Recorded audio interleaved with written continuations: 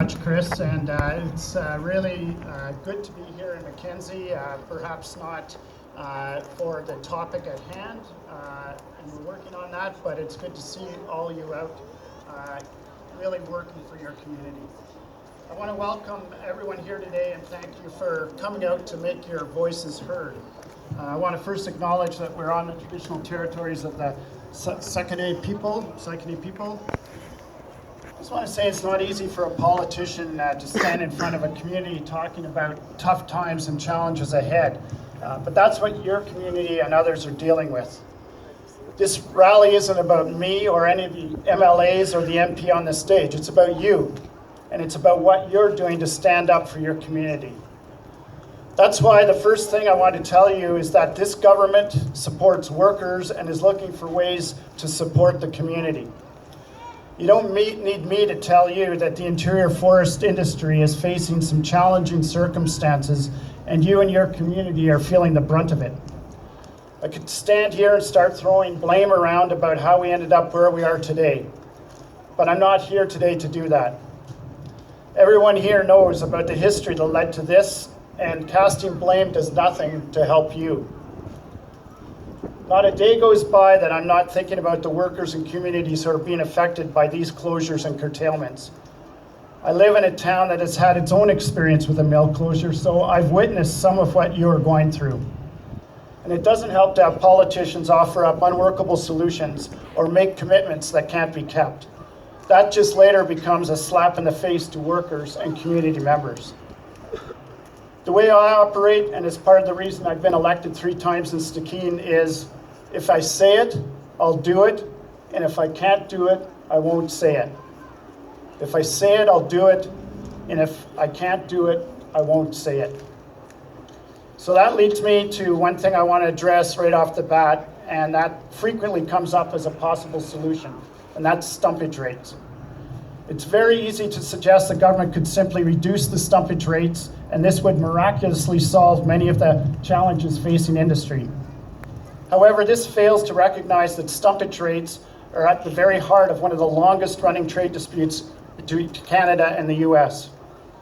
One needs to only look at the latest trade news to see how the current US government would likely respond if our or any government in Canada lowered stumpage rates. A long and protracted trade war with our neighbors to the south is certainly not going to help BC's forest industry. So that leads me to talk about and getting back to what can happen in the immediate term for Mackenzie and other communities. As I said at the outset, this government is committed to being there for impacted workers and their communities. We want to do everything we can to ensure support systems are in place on behalf of forestry workers and their families, and we are taking action. My ministry, specifically BC Timber Sales, is currently in discussions with Conifex about how government can support their efforts to restart the sawmill. We know restarting Conifex sawmill would provide support not only for mill workers, but also downstream for businesses in the area that rely on the mill residuals, including Conifex Power, East Fraser Fibre, and Paper Excellence.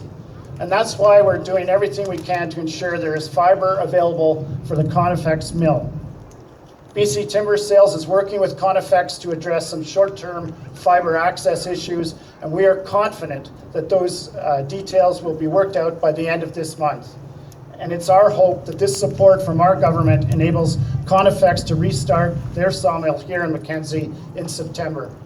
And I met earlier with representatives from the unions, from the municipality, from First Nations, and with Conifex, and I know how important it is to get that mill restarted, especially in light of what happens during the winter with freeze-up. This is by no means a silver bullet that solves all of the issues impacting the region, and we still have a lot of work ahead of us. And in order to arrive at longer-term solutions, we do need to look at the context of what went wrong in previous years. And to be blunt about it, we're cleaning up a mess that likely wouldn't exist if action had been taken 10 or even 5 years ago to diversify and get more value from the trees that are harvested. And like I said, I'm not here to talk to you about the past, but I am here to talk about where we go from today. The forest sector is changing, and I'm not going to sugarcoat it for you. You know this.